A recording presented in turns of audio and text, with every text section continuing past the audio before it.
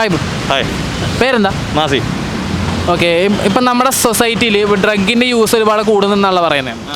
അങ്ങനെ ഒരു ഇൻക്രീസ് ഉണ്ടാവാനുള്ള കാരണം എന്തായിരിക്കും?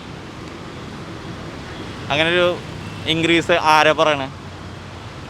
ആരെന്നല്ല, ഇപ്പോൾ സ്റ്റുഡൻസ് യങ്സ്റ്റേഴ്സിലാണ് കൂടുതൽ വരുന്നത്. ഇപ്പോൾ യങ്സ്റ്റേഴ്സ് കൂടുതൽ ഡ്രഗ് യൂസേഴ്സ് ആവുന്നു എന്നുള്ള ഒരു റൂമർ ഉണ്ട്. എന്തായിരിക്കും റീസൺ എന്തായിരിക്കും? ഇപ്പം എല്ലാ കാര്യത്തിലും മാറ്റങ്ങൾ വന്നിട്ടുണ്ട്. അപ്പോൾ അതായത് വസ്ത്രധാരണയിൽ, എഡ്യൂക്കേഷൻ സ്റ്റൈല്, അപ്പോൾ ഈ ഡ്രഗിൻ്റെ യൂസേജും അങ്ങനത്തെ ഒരു മാറ്റത്തിൽ വന്നിട്ടുള്ളതാണ്. അപ്പോൾ എൻ്റെ അറിവിൽ നല്ല വീട്ടിൽ നല്ല പാരൻറ്റിങ്ങിലും നല്ല ഫ്രണ്ട്ഷിപ്പിലൊക്കെ വളരുന്ന പിള്ളേരാണെങ്കിൽ മര്യാദ രീതിയിൽ പോവുമായിരിക്കും. പിന്നെ മൂവിക്കും നല്ലൊരു ഇൻഫ്ലുവൻസ് ഉണ്ടെന്ന് ഞാൻ വിശ്വസിക്കുന്നു. ഇപ്പോൾ നേരത്തെ പറഞ്ഞല്ലോ യങ്സ്റ്റേഴ്സിലാണ് ഇത് കൂടുതലായിട്ട് കണ്ടുവരുന്നത്.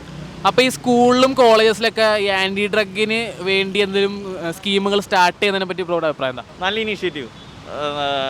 അത് എത്രത്തോളം എഫക്റ്റീവ് ആവും എന്നുള്ളത് അതിൽ വർക്ക് ചെയ്യുന്ന ആൾക്കാർ, അല്ലെങ്കിൽ അതിന് ആ ഒരു ഇപ്പോൾ അതെങ്ങനെ രൂപീകരിക്കണേ ഫ്യൂച്ചറിലെ കാര്യമാണ്. ഇനിയിപ്പോൾ അങ്ങനെ വന്നാൽ എന്തായിരിക്കും? അങ്ങനെ വരികയാണെങ്കിൽ അത് അത്രയും എഫക്റ്റീവായിട്ട് ചെയ്താൽ ഉപകാരപ്പെടും.